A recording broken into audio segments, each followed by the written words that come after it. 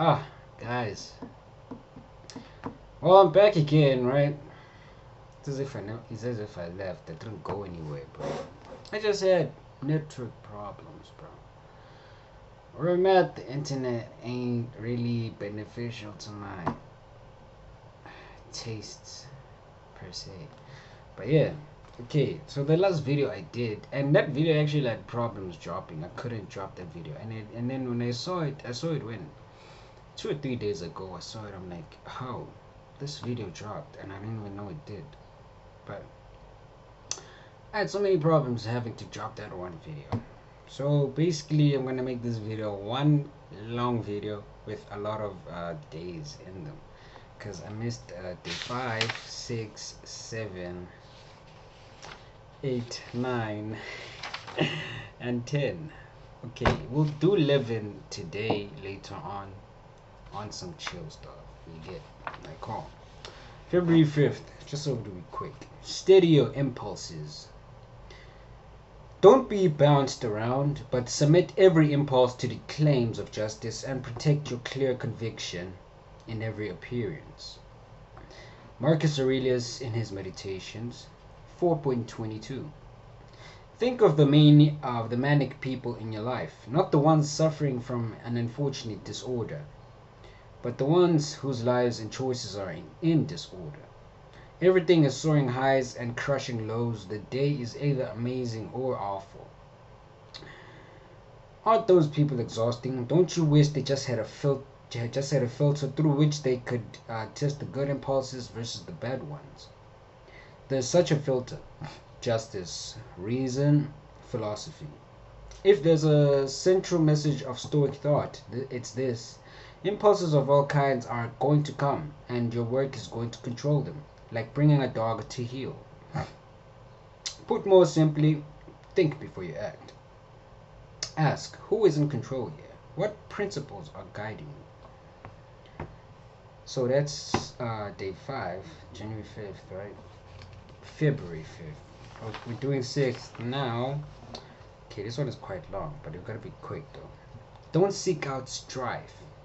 I don't agree with those who plunge headlong into the middle of the flood, and who, accepting a turbulent life, struggle daily in great spirit with difficult circumstances.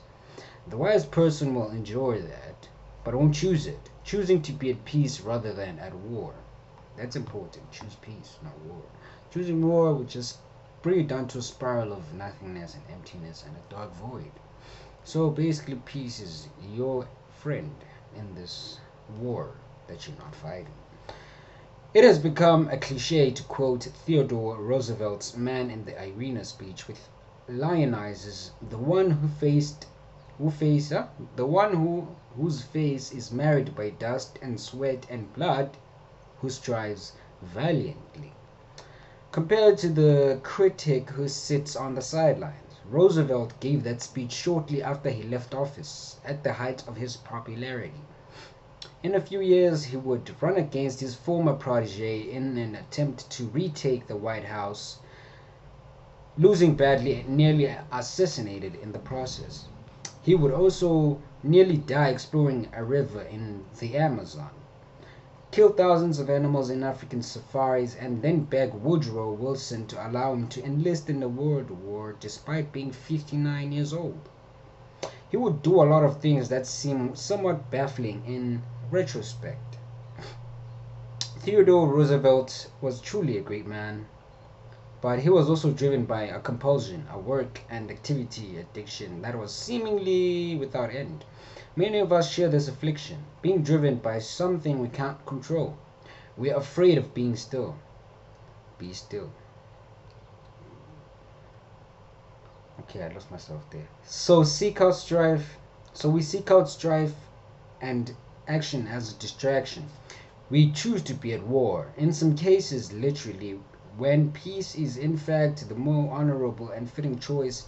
Yes, the man in the arena is admirable, as is the soldier, but the politician and the businesswoman and all the other occupations. But this is a big but. not the literal but as in the word but, but, but only if we're in the arena for the right reasons. So that was February 6th. Moving on to the 7th. It's gonna be a long video. This one's so fast. I don't want it to be too long. Fear is a self-fulfilling prophecy. Many are harmed by fear itself, and many have come to their fate while dreading fate. Seneca in his Oedipus 992. Only the paranoid survive. Andy Grove, a former CEO of Intel, famously said. It might be true, but we also know that the paranoid often destroy themselves quicker and more spectacularly than any enemy. Seneca, with his access and insights into the most powerful elite in Rome, would have seen this dynamic play out quite vividly. Nero, the student whose excesses Seneca tried to curb, killed not only his own mother and wife, but eventually turned on Seneca, his mentor too. The combination of power, fear, and mania can be deadly. The leader, convinced that he might be betrayed, acts first and betrays others first. Afraid that he is not well liked, he works so hard to get others to like him that it has the opposite effect. Convinced of his mismanagement, he micromanages and becomes a source of mismanagement, and on and on. The things we fear or dread, we blindly inflict on ourselves. The next time you're afraid of some supposedly disastrous outcome, remember that you don't control your impulses. If you don't control your impulses, if you lose your self-control, you may be the very source of the disaster you so fear. It has happened to smarter, more powerful, and more successful people. It can happen to us too. Alright guys, let's just gonna cut it down to 7-minute video. 2 videos, not 3 today actually. I'm gonna make another one following this one. Right. Okay, fine. So yeah, later. So that was day 5, day 6, and 7. So I'm gonna make another 3. Then we're gonna do 11 on its own later.